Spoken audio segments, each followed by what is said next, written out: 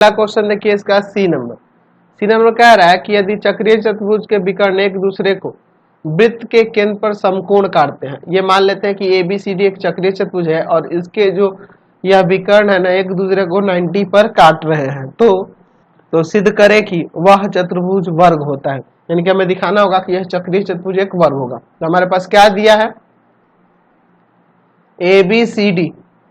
ABCD एक चक्रीय चतुर्भुज है, चक्रीय चतुर्भुज है, ठीक है, चक्रीय चतुर्भुज है। और इसके विकर्ण जो है ना, विकर्ण AC तथा BD एक दूसरे को समकोण पर काटते हैं,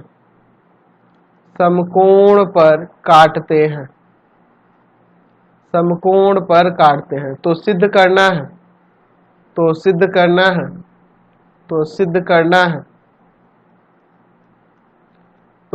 करना है ABCD एक वर्ग है।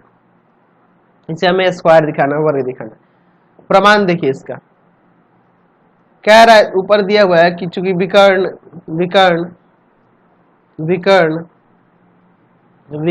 AC तथा BD एक दूसरे को समकोण पर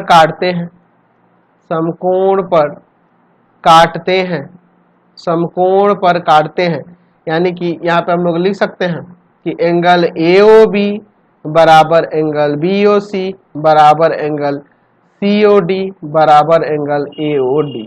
ये चारों कोण बराबर 90 डिग्री के हो जाएंगे, है ना जी। एक दूसरे को समकोण पकड़ते हैं तो ये सारे कोण 90 हो जाएंगे। अच्छा, जब ये कोण आपस में बराबर हैं तो इनका जो चाप होगा, चाप की लंबाई भी आपस में बराबर होगी। आपको पता है कि अगर वृत्त के चाप की लंबाई बराबर हो तो उनके द्वारा बना केंद्र पर कोण बराबर होता है, वृत्त के केंद्र पर कोण बराबर होता है। तो केंद्र पर का कोण बराबर रहता है, चाप की लंबाई बराबर हो जाएगी। यानी कि हम लोग लिख सकते हैं चाप ALB,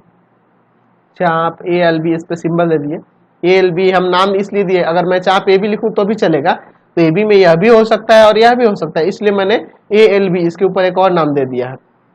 दूसरा चाप हो जाएगा BMC, समझने के लिए मैंने यहाँ पे एक संकेत नाम दे दिया है। और चाप CND और चाप DPA, ठीक है। ये चारों चाप आपस में बराबर हो जाएंगे। तो जब चाप बराबर हो गए तो चाप की जो संगत जीवाएं होंगी वह भी बराबर हो जाएंगी। यानी कि यहाँ पे जीवा AB बराबर जीवा BC बराबर जीवा CD बराबर जीवा DA।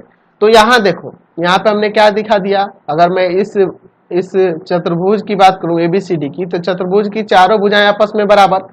अच्छा, तो चूंकि यहाँ पे देख रहे हैं कि चूंकि AC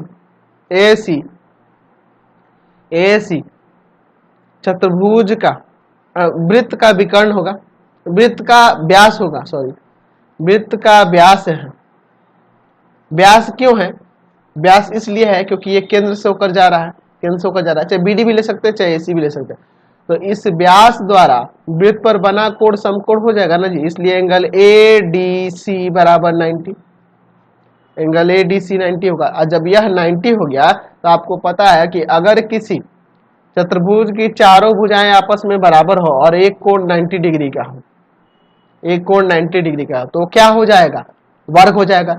एक कोण हो गया तो सारे कोण 90 आ जाएंगे, यह 90 तो यह भी 90, ये आप लिख सकते हैं क्योंकि ये सी विकर्ण है तो यह भी तो 90 हो जाएगा। इसको अगर विकर्ण माने तो BD को, तो ये C भी 90 हो जाएगा, ये भी 90। तो इस अतः यहाँ लिख सकते हैं कि ABCD एक वर्ग है। ABCD हमारा क्या है, एक वर्ग है। समझ गए? चलते अगले क्वेश्चन पे। चलिए अगला